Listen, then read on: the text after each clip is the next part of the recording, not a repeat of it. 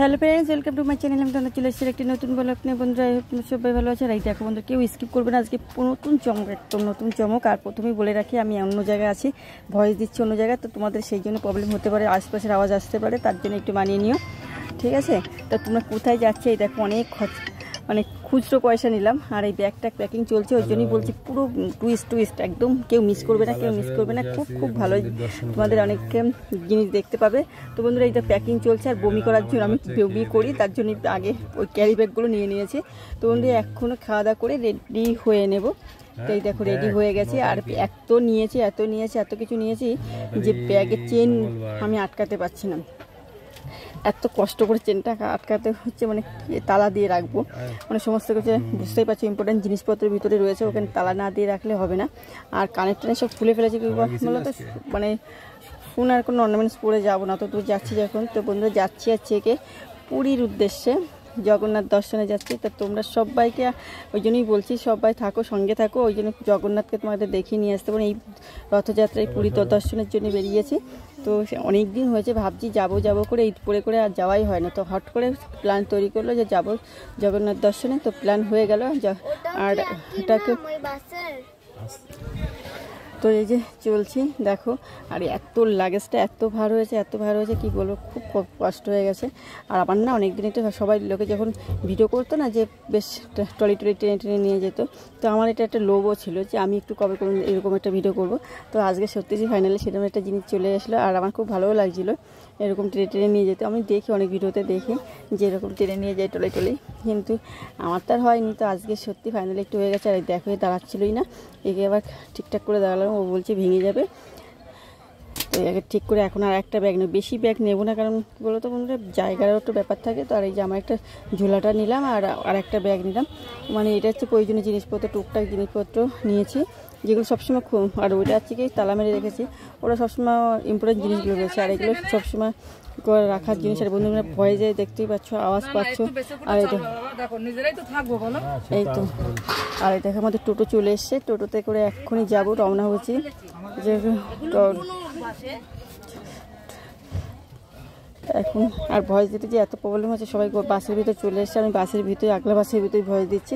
আর এই দেখো বন্ধুরা, সবাই আমরা যাচ্ছি বলে সবাই আমাদেরকে একটু বেশ মানে টাটাটার বাইরে করার জন্য এসে যে টোটো করে যাচ্ছি দেখতে। আর এখনই এসে টোটোতে এসে অনেকটা কাণ্ড হয়েছে, দেখো আমি বলছি, দেখো আমিও আছি বসে, শুধু নেই আমার তিনজন। আর এই দেখো এখানে এসে টোটো কাণ্ড এসে বললাম, এই দেখো এই যে কাণ্ড, এই কাণ্ড ঘটিয়েছি, বুঝতে পারছো, এই কাণ্ড ঘটিয়েছি। এখানে এসে আর কি আমরা হচ্ছে কি টোটো চালানো শিখছিলাম, কাকু বলছে আমি স্কুটি চালাতে বলছি তুমি এক্ষুনি শিখে যাবা, স্কুটি চালে খালি এটা একই খালি পায়ে ব্রেক, এটা আর স্কুটিতে হাতে ব্রেক, এটা পায়ে ব্রেক। তো বন্ধু সবাই চলে আসে, দেখো কত লোক প্যাসেঞ্জারে বসে রয়েছে আমার টোটোতে।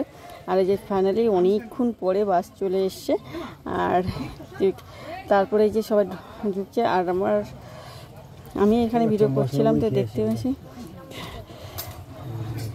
আর সত্যি কথা, এরকম বাসে উঠে একটু নতুন দোতলা বাসে উঠে পড়েছি বন্ধুরা, খুব ভালোও লাগছিলো, বেশি উঠে ভালোই মজা লাগছিলো। এইরকম একটা নতুন এক্সপিরিয়েন্সের ব্যাপার থাকে জীবনে, কত কিছু যে মানে জীবনের সম্মুখীন হতে হয়, যেগুলো করা হয় না।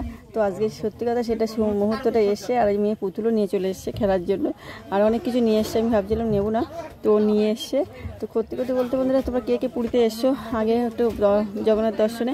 আমি তো এই ফার্স্ট টাইম এসছে, আর আগে একবার দার্জিলিং গেছিলাম, সেবারও বাসে করে গেছিলাম, কারণ বাসে উঠলে না আমার খুব একটা বমির ব্যাপার থাকে, মানে আমি বললাম না আগের দিন গাড়িতে উঠেছিলাম, সে বমি টমি করে একাকার।